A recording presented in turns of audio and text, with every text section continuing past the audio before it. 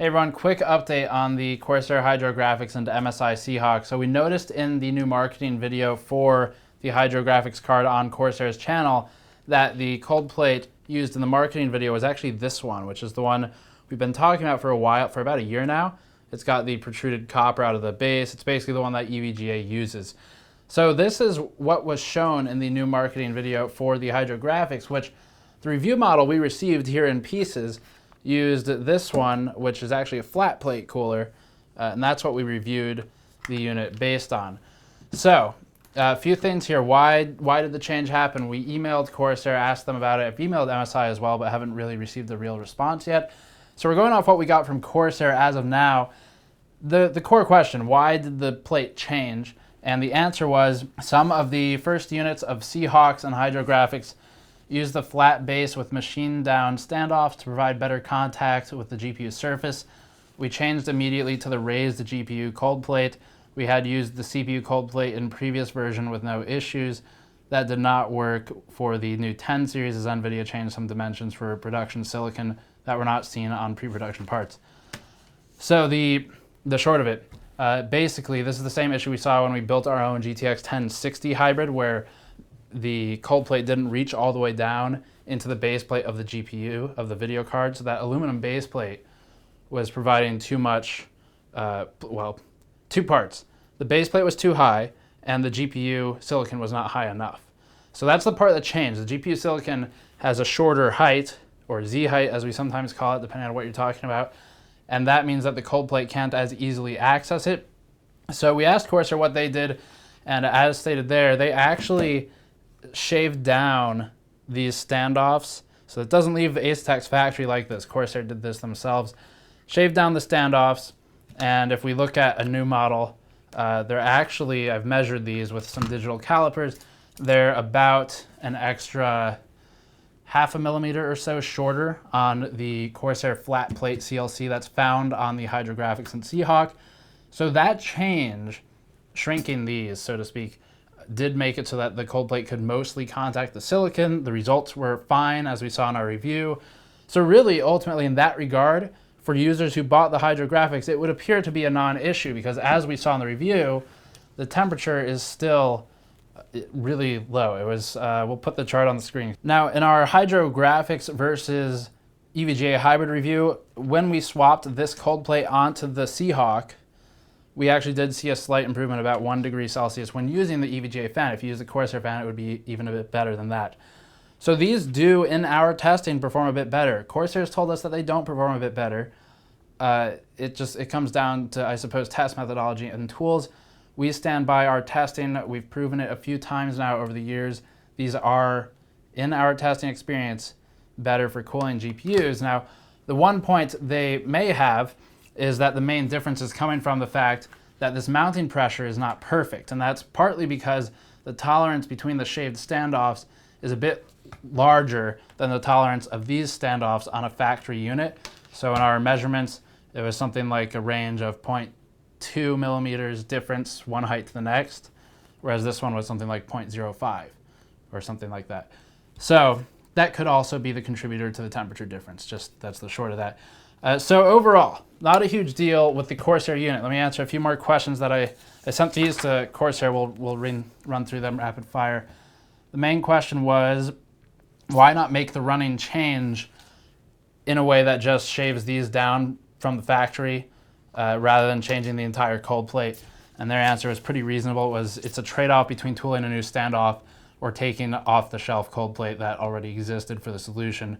So that makes sense. I can get behind that, because they don't want to tool a new standoff and have a longer lead time. It made more sense for them to buy a different cold plate. The next question I asked was, will Corsair publicly state this change?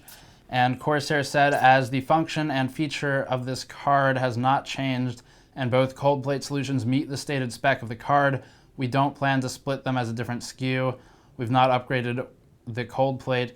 It's just a slight tweak to accomplish the same result given the resources available at initial development and extended production. So that's the answer to that one. The next question was, if I buy this card today, which cold plate will I receive in the mail as a consumer? And they said it could be either. They don't really know for sure. depending on what MSI's serial numbers are. So right now, today, it could be either. In a few months' time, it will probably be exclusively this plate. Just that's how, because they're phasing the other one out. Next question, was the shaving modification made to all affected production standoffs? That's the important question, right? Because if this got through on any Seahawk or Hydrographics units, then as a user, you are going to be off contact of the GPU silicon by, again, about 0.5 millimeter. That's a big difference. So in our testing of the GTX 1060, when we first put the unit in the system, and if you may remember, I had to put a shim in there later, a copper shim. That was because the temperatures were higher than air-cooled cards in some cases. So that's a big deal. They answered every production unit that shipped with the CPU cold plate, which they mean this by that, has the shaved standoffs. So if you bought one from Corsair.com, based on this, you're fine. That doesn't answer for MSI Seahawk. We don't know when they caught the unit, the issue in their production. So I don't have an answer if it's ever affected those. But if you do have a Seahawk that you bought from Newegg or Amazon, that would be from MSI, not from Corsair. My recommendation would be to install AIDA64 or GPU-Z and install some kind of stress test program, 3D Mark, whatever. Run it for 20 minutes, see what the kind of max average temperature range is. And as long as it's reasonable, you're probably fine. If it's getting in the 60s plus Celsius, you may want to contact them and ask about a replacement. But Corsair is fine based on this information from them. I said how many users purchased the first production run, and Corsair said 85 out of the first 100 Corsair Hydrographics GTX 1080s went to end users. 85. So it really sounds like a non-issue. If you're one of the 85, you should be taken care of by the shaved standoffs. There's not going to be a temperature issue there. Last question was basically me just saying we saw a thermal difference between the two. It looks like the protruded plate is better, and they said, well, we tested that too, and they're sort of saying it's probably more of a mounting pressure difference than anything, accounting for that extra degree difference or so. So that's what's going on with this. Really, just to emphasize, from the Corsair side of things, this appears to be a non-issue. 85 people got the flat cold plate, and those have shaved standoffs, so the thermals are not going to be an issue in theory. You can check them very easily if you're concerned. MSI, we don't know what their status is. We know that they sold cards, but just, again, check temperatures, make sure it's good. It should be, though.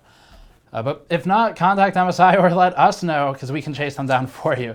So that's the gist of everything. The primary reason of posting this video and article is just to let everyone know our review model may be different from the one you receive in the future. The temperature should be mostly the same. You will likely, based on our testing, not Corsair's apparently, which is fine, there's different test methodologies. Based on our testing, if you test the way we do, you'll probably see a slight improvement in temperature with this one, and so that would mean your results may look different than ours did with our review unit using this one. So that's the end of the story. Thank you for watching. As always, Patreon link in the post-show video. Help us out directly. Subscribe for more content, and I'll see you all next time.